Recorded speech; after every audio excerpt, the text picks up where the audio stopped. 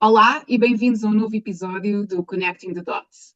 Nos últimos anos, temos assistido a um ressurgimento do movimento indígena a nível global. As novas tecnologias têm permitido que a enorme diversidade de povos indígenas do mundo ganhe mais visibilidade e que o faça ancorada na capacidade de construir as suas próprias narrativas sobre o seu passado, presente e futuro. Uma mudança tectónica face a uma história que ao longo dos séculos foi definida e mantida pelo Ocidente. Esta nova visibilidade tem criado pontos de solidariedade entre os povos indígenas, unidos em torno dos desafios comuns que enfrentam, mas também das soluções comprovadas que as suas cosmovisões oferecem para um futuro sustentável e mais justo para a humanidade. Basta pensar nos estudos que demonstram a relação estreita que existe entre a gestão indígena dos territórios e a preservação da biodiversidade. Mas este ressurgimento das causas indígenas está também a acontecer junto dos não indígenas, um pouco por todo o mundo. E é uma visão quase museológica que cingeu os povos indígenas a um passado pré-colonial e à sua subsequente destruição por esse processo, opõe-se uma consciencialização crescente das sociedades, culturas e línguas indígenas como vivas, vibrantes, indispensáveis para a sobrevivência do nosso planeta. Mais do que nunca, torna-se essencial fortalecer este ressurgimento do movimento indígena em face das políticas de transição energética e de proteção ambiental definidas internacionalmente. Vivemos um momento crucial para garantir que as bases do nosso futuro comum estejam assentes na defesa dos direitos humanos e, muito particularmente, nos direitos dos povos indígenas, em cujos territórios se encontram protegidos recursos naturais e índices de biodiversidade indispensáveis ao equilíbrio dos ecossistemas. No trabalho do Edson Krenak, o nosso convidado de hoje, todas estas questões se entrecruzam, criando um percurso singular de luta pelos direitos dos povos indígenas. Edson é Advocacy Coordinator na Cultural Survival, onde também guia o trabalho da organização no Brasil. Está ainda envolvido na coordenação no Fundo Indígena Keepers of the Earth, através da qual a Cultural Survival apoia projetos indígenas de proteção ambiental e soberania territorial.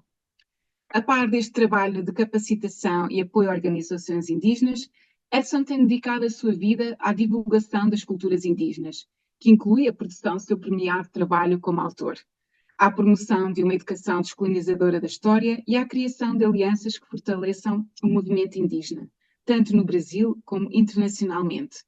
É de destacar a sua atuação no Comitê Executivo da Search Coalition, que tem desenvolvido um importante trabalho no sentido de garantir que os direitos dos povos indígenas são respeitados nas políticas de extração dos minerais essenciais à transição energética. Edson está atualmente a terminar doutoramento em Antropologia Legal pela Universidade de Viena, na Áustria. E Edson, muito obrigada por estar hoje aqui conosco. O prazer é meu. Obrigada, Edson. Eu começava por pedir ao Edson que nos contasse um pouco mais sobre o seu percurso, sobre a comunidade, como aconteceu o seu envolvimento no ativismo pelas causas dos povos indígenas e como é que ele foi evoluindo, portanto, como é que o ativismo foi evoluindo ao nível local e comunitário, depois a nível nacional no Brasil e, claro, a nível internacional. Muito obrigado, Mariana. Bom, eu como muitos indígenas que vivem na cidade, nós como que buscamos coletar os cacos da nossa história, né? Porque a história dos povos indígenas, em muitos lugares, ela não existe como uma narrativa linear, uma narrativa fácil de ser encontrada, né? É uma narrativa, é uma história que você precisa fazer, é um quebra-cabeça, né? Que você pega várias partes e tenta colocar junto, né? Por causa das ações do tempo colonial, do Estado, que nem sempre é um Estado que realmente faz seu trabalho como protetor dos direitos das minorias, dos direitos dos povos indígenas. Então, minha família, ela é uma família que foi uma família se tornou uma família de refugiados, uma família de pessoas que tiveram que sair dos seus territórios tradicionais e buscar viver em outros lugares, como muitos povos indígenas no Brasil. O povo Krenak, ele não vive inteiramente no território tradicional, porque parte dele, mais a metade, teve que sair para morar em outras áreas, por causa de empreendimentos minerários como da Vale, da enorme companhia Uhum. multinacional de ferro no Brasil, e depois de muitos conflitos e violência e problemas, então muitas famílias decidiram ir buscar outro lugar para poder se proteger e proteger os filhos, né? Então, Uhum. quando eu nasci, nós nascemos já fora do contexto do território tradicional. E para o meu pai, quando ele viu aquele monte de filhos que ele tinha, já nós somos uma família grande de 8 filhos, né? Eu tenho 4 irmãos e 4 irmãs, e ele falou assim: olha, é muito difícil ser indígena no Brasil. É melhor a Uhum. gente abraçar totalmente a identidade brasileira e deixar esse negócio de ser indígena de lado. Mas as visitas à terra tradicional, as histórias familiares, falando com tia, com tio, com um e com outro, acabou deixando muitos fios sem ligação na minha história. E eu comecei, quando adolescente, quando jovem, a fazer perguntas, né, sobre os nossos ancestrais indígenas, etc. E a gente foi reconectando esses fios, né? Então, o meu pai, embora reticente, por causa da violência, por causa dos ataques, por causa da vergonha, por causa de tantos desafios de ser indígena no Brasil, apesar de tudo isso, eu acabei voltando aos poucos para as nossas origens, e aí eu visitei a nossa aldeia Krenak, chama Terra Indígena Vanuiri, no interior de São Paulo, que é Uhum. uma terra de vários povos indígenas, é uma terra reconhecida, demarcada, tudo direitinho, mas muito pequenininha, onde vivem 7 povos indígenas, um deles é o povo Krenak, que sofreram a diáspora nos anos 50, 40, 50, há 70, 80 anos atrás. Então, vendo essa realidade, isso, claro, me chamou muita atenção. Fui para a universidade e, observando essa realidade, comecei a entrar em contato com estudantes indígenas, líderes indígenas, ativistas indígenas, e procurar saber como que eu posso fortalecer a identidade, não Uhum. somente da minha própria família, mas também da minha própria comunidade, do meu próprio povo, né? Então, foi assim que eu comecei aos poucos me envolvendo com o movimento indígena, e o grande mestre, vou dizer assim, os 2 grandes mestres da minha história é o Daniel Munduruku, escritor indígena brasileiro. Foi quando ele me visitou, nos visitou na universidade onde estava estudando, que apresentou o movimento literário indígena, Uhum. movimento de ativismo pela literatura. Aí eu participei de uma oficina com ele viu um texto meu, de uma história que meu pai, meu tio sempre contava. Essa história está no meu livro, no primeiro livro que ganhou um prêmio, né, chama O Sonho de Borum. E quando ele viu essa história, ele leu essa história, ele falou assim: Edson, essa história ela é linda, ela precisa ser compartilhada.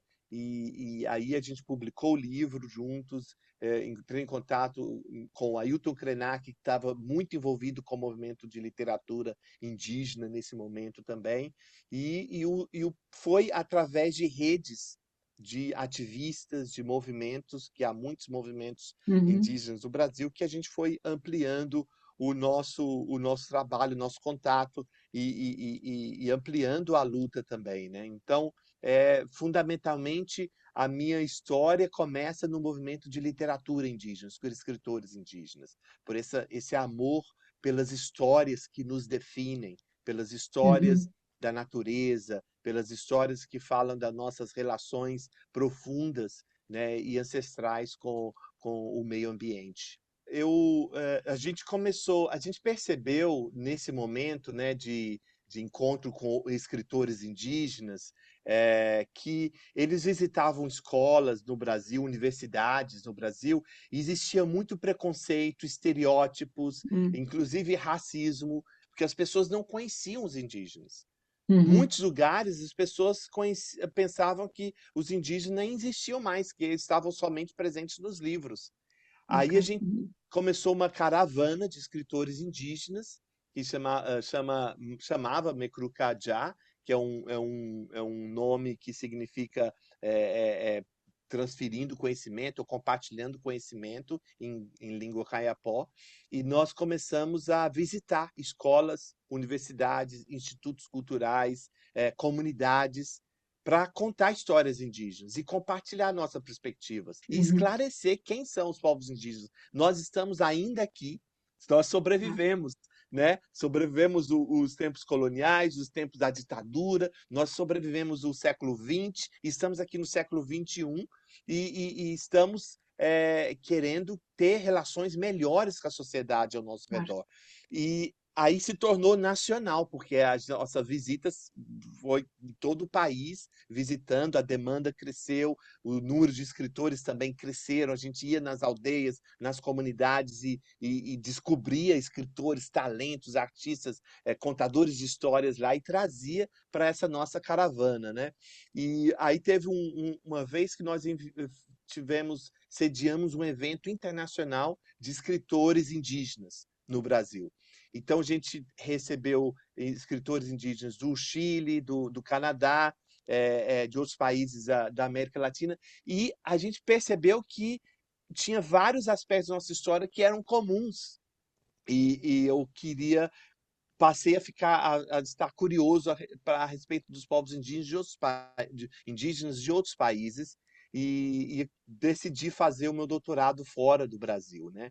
Fui buscar Uhum. a universidade, foi muito difícil porque muitas universidades no Brasil e fora do Brasil, eles ainda têm uma dificuldade de entender a dinâmica dos conhecimentos indígenas, Uhum. essas novas e diferentes maneiras de ver o conhecimento, a ciência, as epistemologias indígenas, como Claro. que nós vemos o conhecimento, e aí, por algum mistério do universo, eu posso dizer assim, eu acabei chegando aqui em Viena, para estudar na Universidade de Viena, e claro que quando eu estava trabalhando no meu projeto de doutorado, eu precisaria também conversar com as comunidades e porque a pesquisa indígena ela não é individual, ela não é um projeto individual do pesquisador, mas Uhum. a pesquisa indígena ela é uma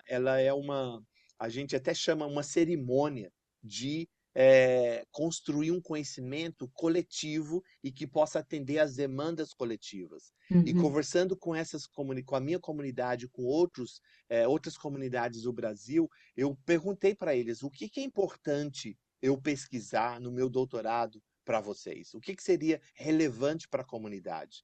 Porque a gente vê muita pesquisa, uma pesquisa muito colonizadora, que está sempre presente na história das comunidades indígenas, que o pesquisador vai lá, produz o conhecimento, só serve para ele, só serve para a universidade e não serve para a comunidade. E a Uhum. comunidade nunca vai ouvir falar dessa pesquisa de novo. Então eles traçaram vamos dizer assim, os outlines para minha pesquisa, para minha investigação acadêmica. E me falaram Uhum. que, olha, o que é importante é a nossa território, nossa terra. Tem que encontrar maneiras de expressar o que isso significa para a gente. Segundo, os nossos direitos e como que a gente entende isso, como que a gente gostaria que isso fosse entendido fora do Brasil. Então, a minha cacica, né, a Lidiane Krenak, ela disse, Edson, você precisa lutar onde a gente não pode ir agora, lutar. Uhum. E para fazer essa luta, você precisa defender os nossos direitos culturais, defender, criar uma pesquisa que possa contribuir para isso, né? Então, quando eu vim para Viena, eu passei a conhecer outros movimentos indígenas internacionais. Eu conheci a Cultural Survival num evento aqui, numa conferência, e eles me convidaram para trabalhar a princípio como consultor para eles e depois vimos as necessidades no campo no Brasil Uhum.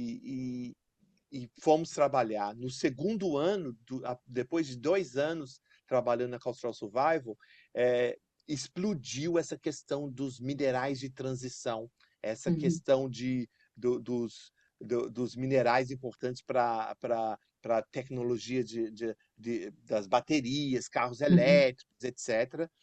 E explodiu por dois contextos. Primeiro, as propostas de novas legislações na Europa, na União Europeia, em lugares como o OECD, etc. Eles começaram a discutir essa legislação, como que a gente vai remanejar os minerais que a gente precisa para essa nova revolução digital uhum, de energia, chamada energia verde. Esse é o primeiro aspecto, aspecto legal. O segundo uhum. aspecto foi eles listaram quantas minas precisariam, onde estavam os minerais e onde eles iam abrir essas minas. E percebemos que 55% das minas, dos minerais necessários, ia impactar diretamente os povos indígenas. 55%. Puxa, a gente precisa fazer alguma coisa a respeito disso. A gente não pode deixar que os governos e as empresas decidam sozinhos Claro. o que vai impactar as comunidades indígenas. E aí nós começamos essa coalizão de organizações internacionais indígenas e não indígenas para fazer frente, para garantir que os direitos dos povos indígenas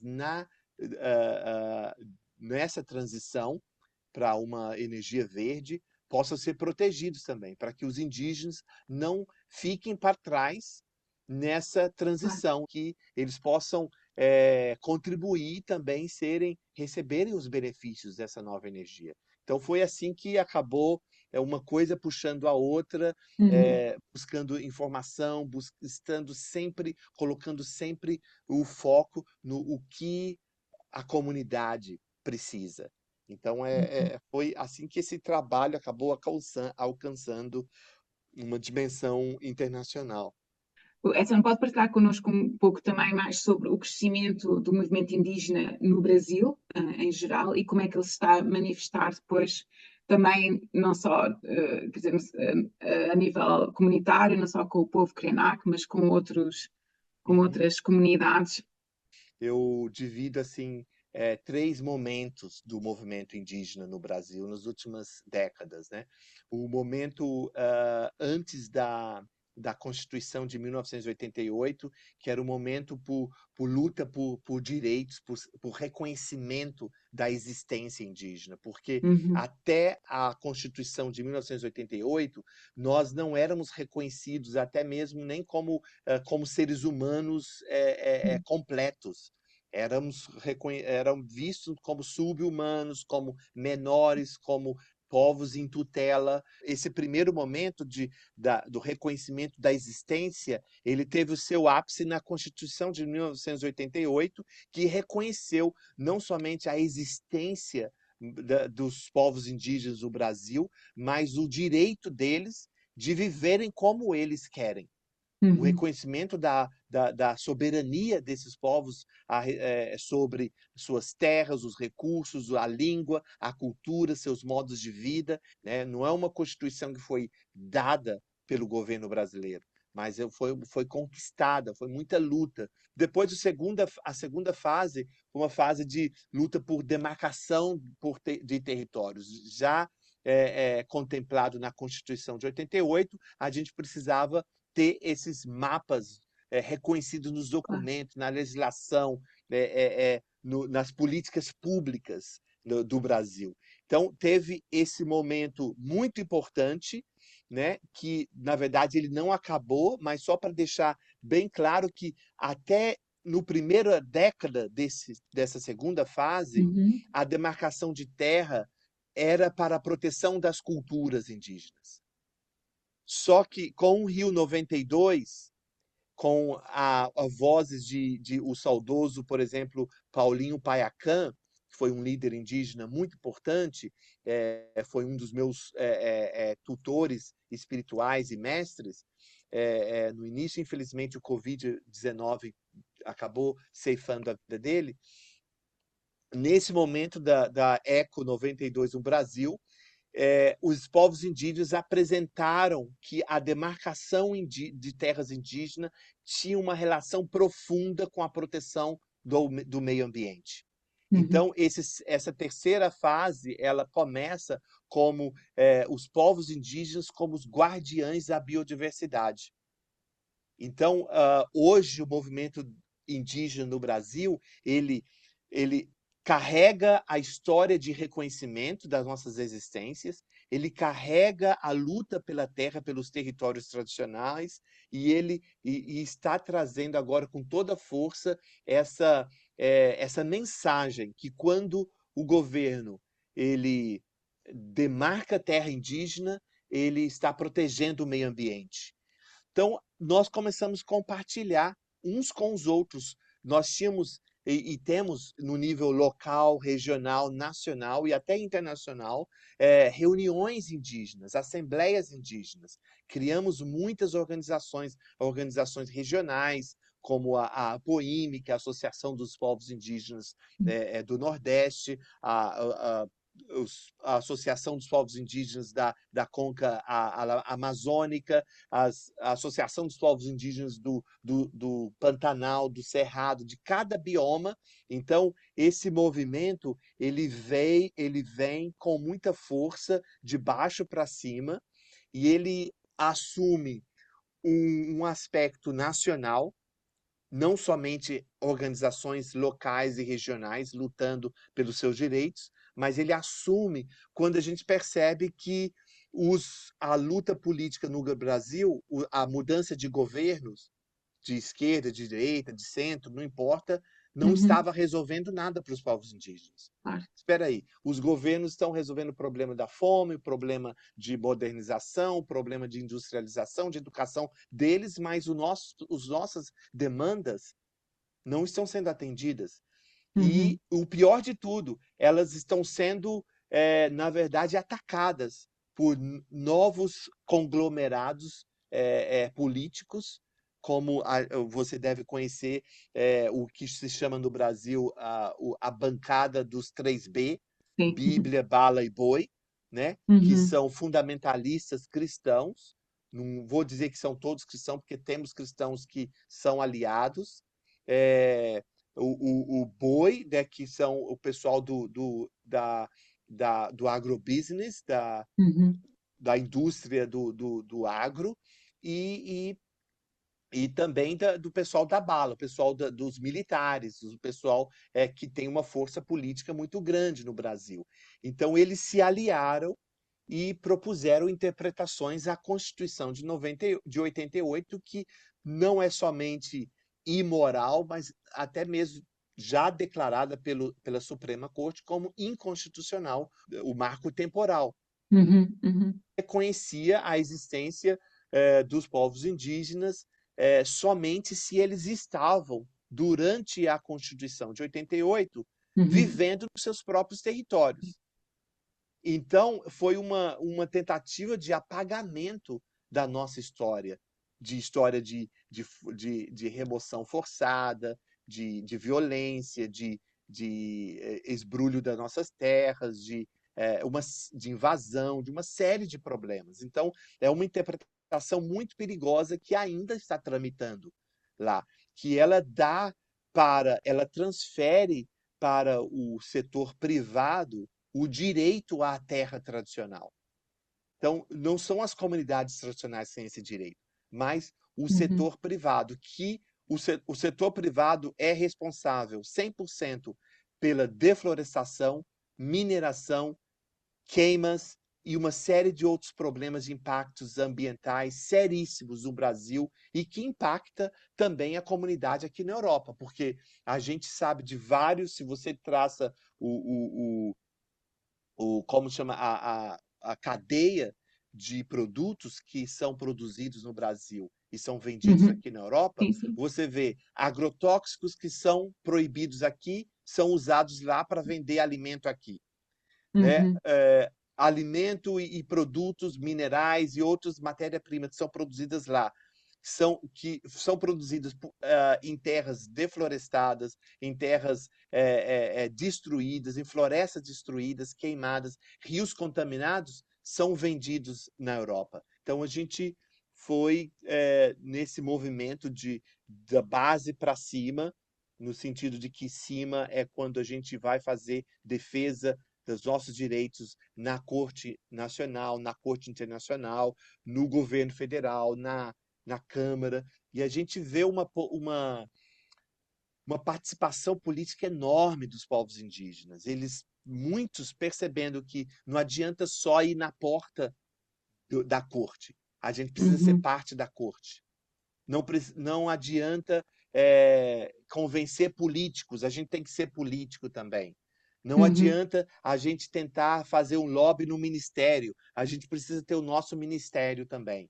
Claro. Então, é isso que esse movimento alcançou essa proporção, e hoje no Brasil, apesar de todos os aspectos, né, limitantes, nós somos talvez o único país do mundo que tem um ministério, né, de Estado Uhum. para os povos indígenas, liderado por uma líder indígena, que é a Sônia Guajajara, Uhum. né? Edson, de que forma acha que as tecnologias têm contribuído para que os jovens das diferentes comunidades indígenas possam estar neste processo da luta pela política dos direitos dos povos indígenas, e como é que também a arte indígena, incluindo a literatura, o Edson já falou há pouco, um pouco sobre isso, e o seu trabalho também enquanto autor, ajuda no movimento indígena no Brasil?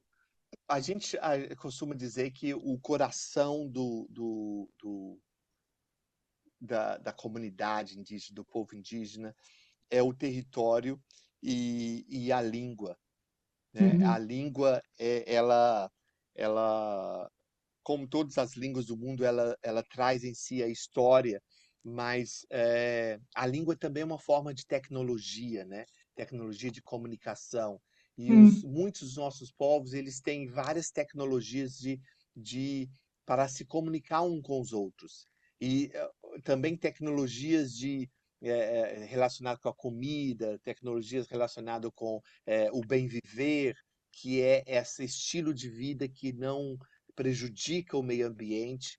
E a gente percebeu que para falar com o homem moderno, com o homem de hoje, para falar com as comunidades de hoje, para falar também com a comunidade não indígena, é importante usar outras tecnologias também, Uhum. né? Então, muita gente pensa que quando povos indígenas usam tecnologias eletrônicas, por exemplo, eles estão deixando de ser indígena, né? Mas Uhum. isso é uma ignorância, né? Porque não é porque uma pessoa usa uma roupa ou fala uma língua Claro. indígena que essa pessoa vai ser indígena, né? Uhum. Da mesma forma, o contrário, né? Então, nós usamos as tecnologias para o bem comum da comunidade e para também fortalecer a nossa luta, né? Fazer com que o outro nos compreenda, porque desde tempos imemoriais nós temos, por exemplo, os xamãs ou os pajés, como chamamos no Brasil, eles faziam várias viagens diplomáticas, aprendiam outras línguas. Então, muitas comunidades sempre falaram 4, 5 outros idiomas, outras línguas. Então, era uma forma de aprender outras tecnologias, outras Uhum. inovações, outras ideias. E para também evitar a guerra ou criar novas formas de relações na floresta. Então, a língua é muito importante, as tecnologias elas têm um papel fundamental de ampliar a nossa voz, porque agora nós Uhum. não precisamos mais da tecnologia do papel, do livro que o homem branco sempre publicou a nosso respeito. Hoje nós Uhum. podemos publicar livros a nosso respeito. Hoje nós podemos usar tecnologias a nosso respeito, nós podemos estar aqui junto com você usando essa Uhum. tecnologia para ampliar a nossa voz, fortalecer o nosso trabalho. O desafio dos jovens hoje abraçar essas tecnologias sem abandonar o conhecimento tradicional, sem abandonar as comunidades. Uhum. E agora passando aqui um pouco para um panorama mais político, nós Uhum. vimos que depois da enorme violência e impunidade que marcaram a governação de Jair Bolsonaro, a eleição do Lula foi vista como uma fonte de esperança na luta pela defesa dos direitos dos povos indígenas no Brasil. Por um lado, e há pouco se falava sobre a criação do Ministério dos Povos Indígenas, talvez o único governo que tem este ministério específico, e também a liderança indígena da FUNAI, foram passos indiscutivelmente positivos. Nós ainda continuamos a assistir a inúmeras situações que negam esta narrativa de melhoramento. Mas como é que o Edson vê neste momento, como é que caracteriza o momento presente que atravessam as comunidades indígenas no Brasil? É muito difícil. Muito obrigado, Mariana, por essa pergunta, porque é uma pergunta muito, ela é complexa e muito importante. A gente precisa respondê-la quase todos os dias, né? Uhum, Porque se uhum, você lê a nossa legislação, e como o Brasil está implementando ou está incorporando mecanismos internacionais de proteção dos povos indígenas e outras comunidades tradicionais, é muito bonito. Mas aí a uhum, gente percebe que a lei, a justiça, tem um limite, e o limite dela é o limite político. E é por isso que não adianta ter leis fortes se a vontade política não é forte. Então, uhum, o grande desafio do Ministério dos Povos Indígenas no Brasil é convencer a vontade política do Brasil, é conscientizar essa vontade política, um grande setor da comunidade brasileira que votou e aprovou e apoiou e ainda apoia Bolsonaro, uhum, a respeito das nossas demandas, a respeito das nossas preocupações, porque os 4 anos de Bolsonaro, eles não vêm sozinhos. Antes do Bolsonaro, 2, 3 anos antes, a Dilma Rousseff tinha sofrido um impeachment, e nós uhum, tivemos um governo de transição do Michel Temer que preparou o caminho para o Bolsonaro. O Brasil foi, em 2, 3 anos, de campeão do meio ambiente para um dos piores números de proteção do meio ambiente no mundo durante o governo do Temer e do Bolsonaro. Então, uhum, eles desmantelaram todas essas estruturas de proteção do meio ambiente dos povos indígenas. E hoje o governo Lula ele começou uma trajetória que, segundo ele, segundo o governo, é de primeiro refazer essas estruturas para que realmente possa fazer o seu trabalho. uhum, Nossa crítica é que está muito devagar. O objetivo número 1 do presidente da República, segundo a Constituição do Brasil, é demarcar terras indígenas.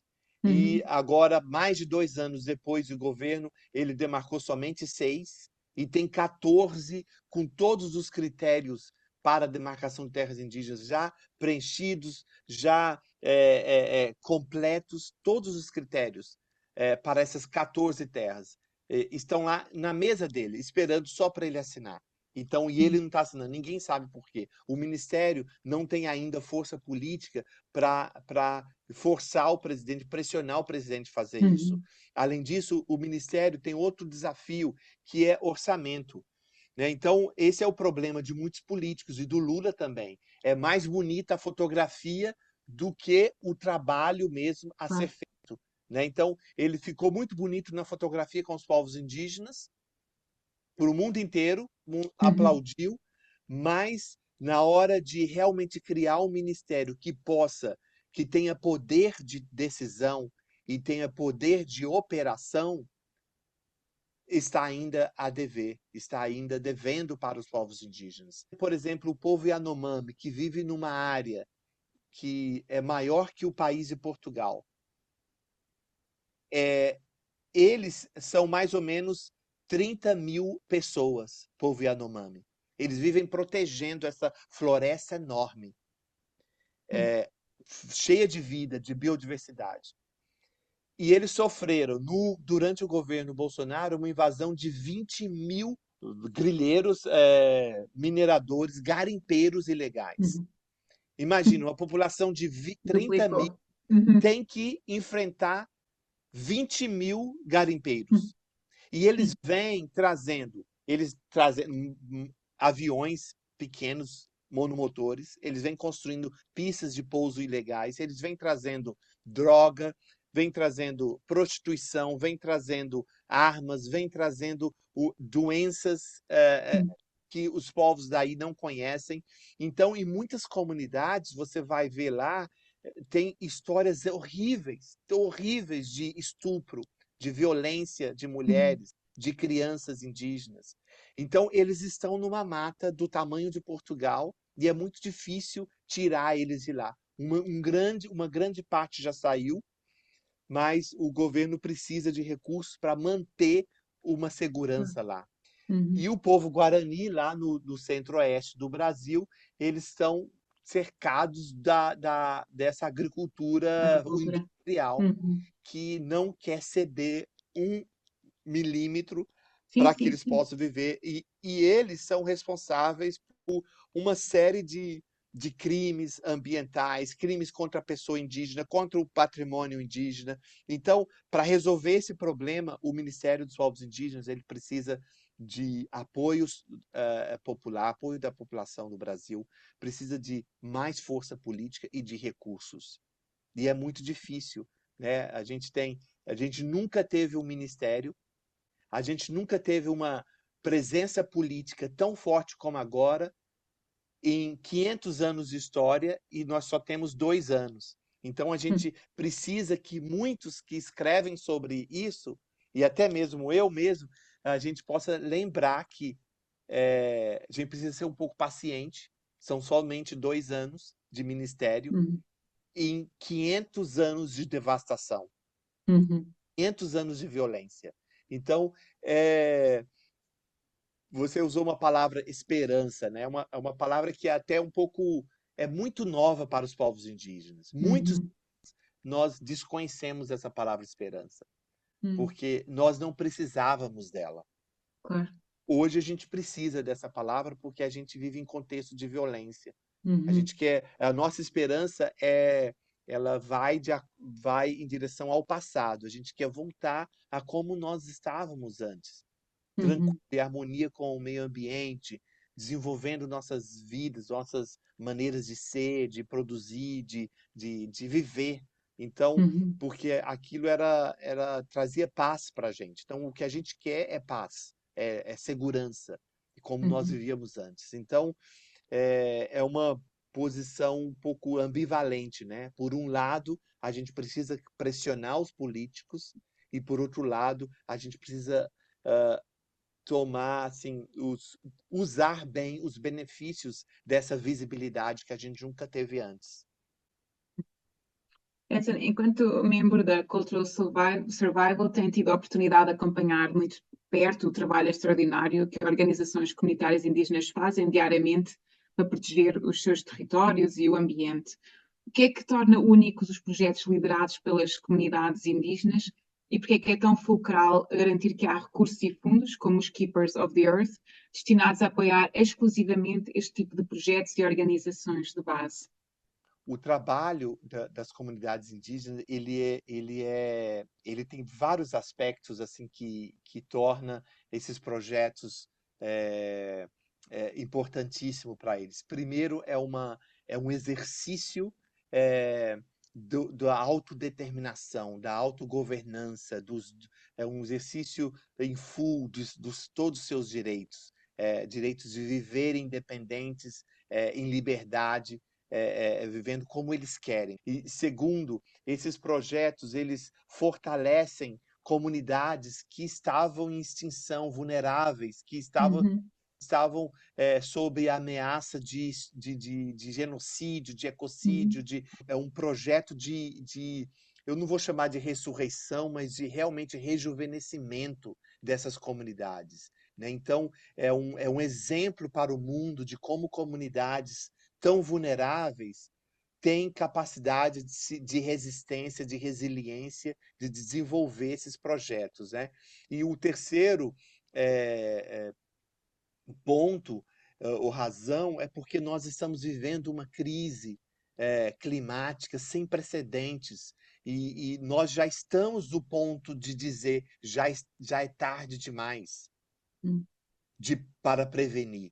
Se você eh, lê os jornais, cada semana tem um desastre relacionado com a mudança climática, com o aquecimento global acontecendo no mundo.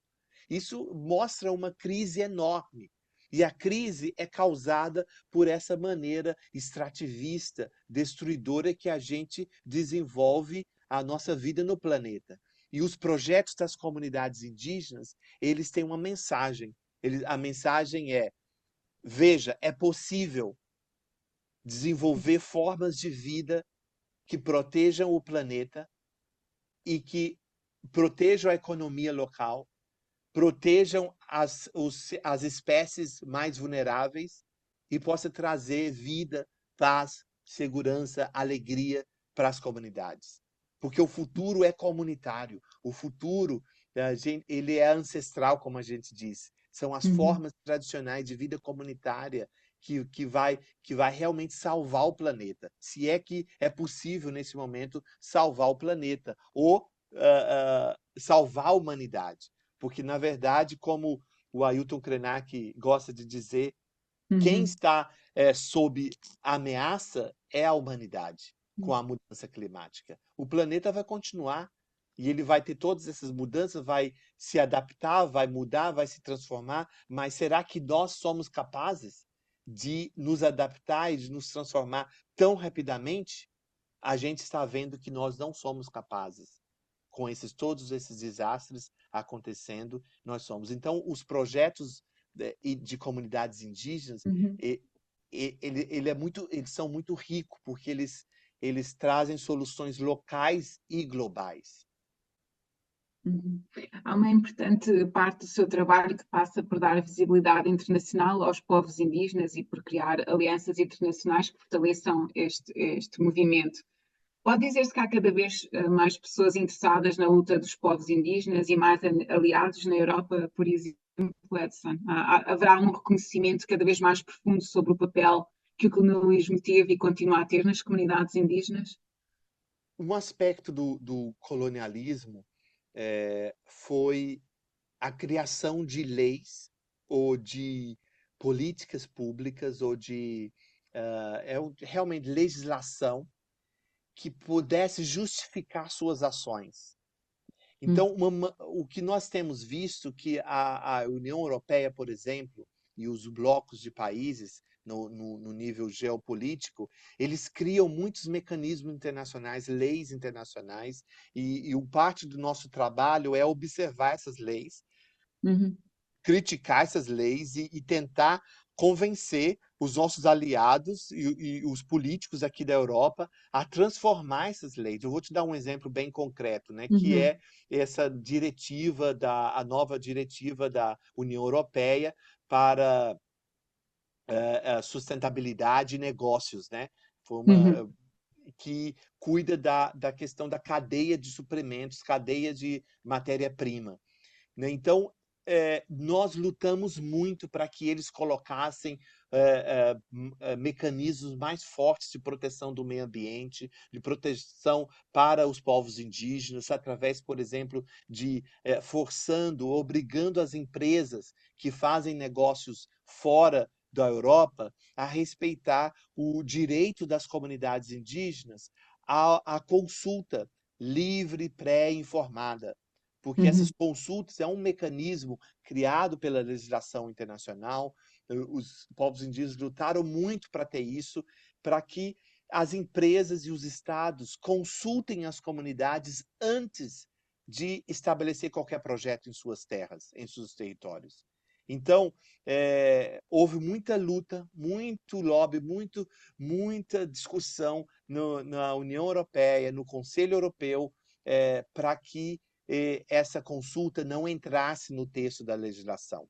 Ele é mencionado, a gente gostaria, já é um avanço, mas a gente gostaria de ter visto nesse texto da diretiva e também do chamado Raw Materials Act, Uhum. essa nova legislação que possa respeitar, criar mecanismos mais fortes para proteger os povos indígenas. Então, um trabalho que a gente faz é tentar convencer, buscar aliados aqui na Europa para a gente fortalecer o nosso trabalho de advocacia junto a esses órgãos nacionais e internacionais aqui na Europa, mas também de ir em encontro às grandes empresas, por exemplo, de carros, né?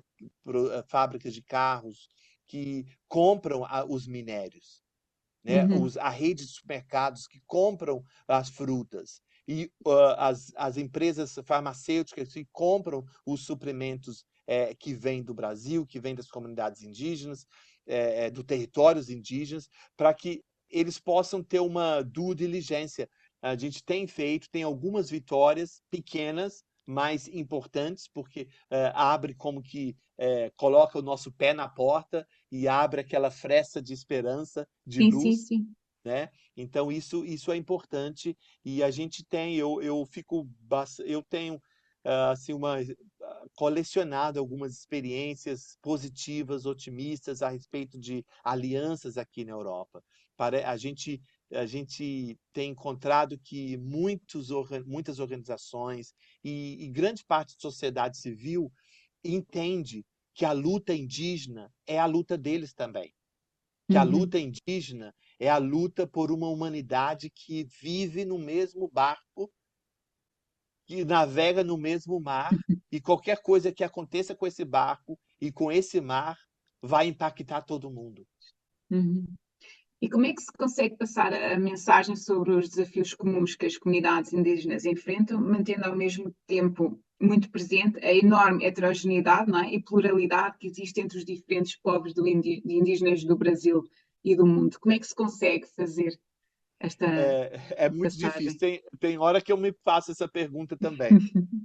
Mas é como numa família grande, né? Você tem eh, há muitas diferenças, mas a gente sempre pensa assim, aquilo que nos une é maior e mais importante do que aquilo que nos separa, embora Uhum. essas separações não sejam todas negativas, tem muitas diferenças que são muito positivas, mas o que nos une é esse amor pela Mãe Terra, que nos une é esse amor pelo respeito que é humano, pelo respeito às espécies, pelo respeito à biodiversidade. Então, isso nos une a todos os povos indígenas.